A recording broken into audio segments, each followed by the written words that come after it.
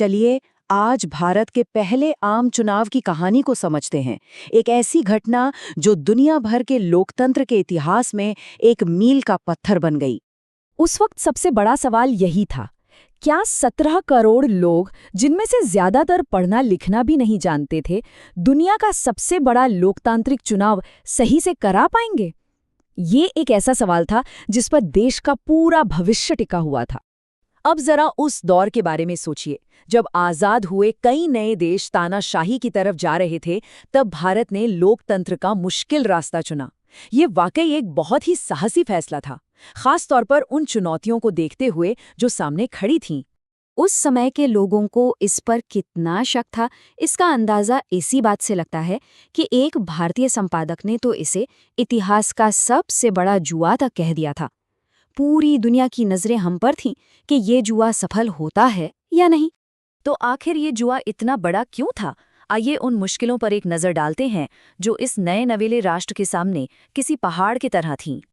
देखिए, सबसे पहली चुनौती थी वोटर्स की संख्या। 17 करोड़। उस जमाने तक दुनिया ने कभी इतने बड़े इलेक्शन के बारे में सोचा भी नहीं था। ये अपने आप में एक बहुत बहुत बड़ी चुनौती थी। और इन 17 करोड़ लोगों में से सिर्फ 15% लोग ही पढ़े लिखे थे। जरा सोचिए, एक ऐसा चुनाव जहां कागज के बैलेट पेपर इस्तेमाल होने थे, वहां ये कितनी बड़ी मुश्किल रही होगी। इस काम की मुश्किल को समझाने के लिए कहा गया था कि ये तो हिमालय पर चढ़ने जितना ही कठिन काम है। ये सिर्फ एक चुनाव नहीं था, बल्कि एक असंभव से मिशन को पूरा करने जैसा था। और मुश्किलों का सिलसिला यही नहीं थमा। एक और बहुत ही अनोखी और बड़ी समस्या सामने आई। जब वोटर लिस्ट का पहला ड्राफ्ट बना तो उसमें से लगभग 40 लाख महिलाओं के नाम ही गायब थे। अब ये नाम इसलिए गायब नहीं थे कि उन्हें जोड़ा नहीं गया था, बल्कि इसलिए क्योंकि लिस्ट में उनका नाम फलाने की पत्नी या फलाने की बेटी के तौर पर लिखा गया था। चुनाव आयोग ने इसे मानने से साफ मना कर दिया। उन्होंने कहा, हर महिला का रजिस्ट्रेशन उसके अपने नाम से होना चाहिए। ये सिर्फ एक मामूली नियम नहीं था, बल्कि हर नागरिक की अपनी पहचान को मान्यता देने की तरफ एक बहुत बड़ा कदम था। तो सवाल ये है कि इन सभी चुनौतियों से कैसे निपटा गया? यहीं पर चुनाव आयोग की असली परीक्षा थी और उन्होंने कमाल का हल निकाला। उन्हें एक ऐसा तरीका खोजना था जो सभी के लिए आसान हो। और इस पूरी प्रक्रिया के हीरो थे भारत का चुनाव आयोग, जो 1950 में बना था। इसके मुखिया थे सुकुमार सेन, जिनके कंधों पर इस ऐतिहासिक जिम्मेदारी को पूरा करने का भार था। तो कम साक्षरता वाली समस्या से निपटने के लिए एक बहुत ही शानदार तरीका निकाला गया। हर उम्मीदवार के लिए एक अलग बैलेट बॉक्स था और उस बॉक्स पर उस उम्मीदवार का चुनाव चिन्ह बना हुआ था।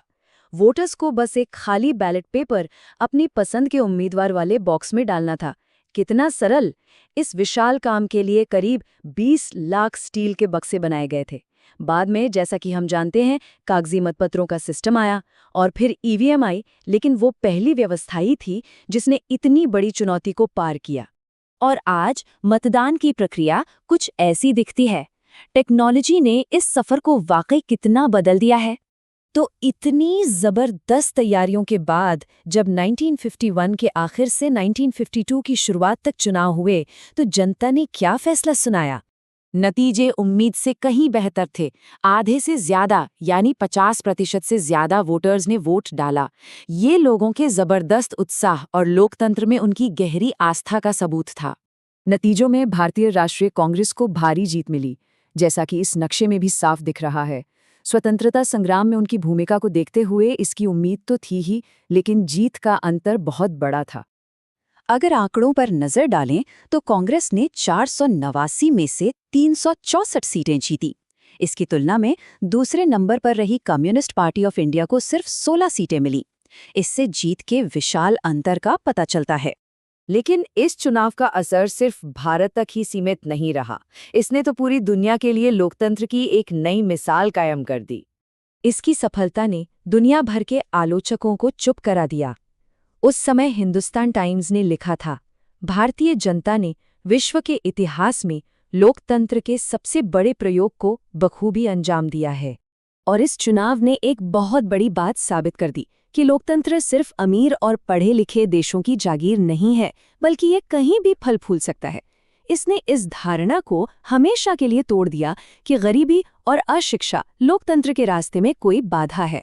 लेकिन लोकतंत्र को पाना एक मंजिल नहीं बल्कि एक लगातार चलने वाला सफर है। इस कहानी को खत्म करते हुए संविधान निर्माता डॉक्टर बी.आर. अम्बेडकर की एक चेतावनी याद रखना बहुत जरूरी है। उन्होंने 1949 में कहा था, आज नायक पूजा पतन का एक निश्चित मार्ग है और अंततः तानाशाही की ओर ले जाती है। ये एक ऐसी सीख है जो आज भी उतनी ही सच्ची है और हमें याद दिलाती है कि लोकतंत्र को जिंदा रखना हम सभी की एक निरंतर जिम्मेदारी है।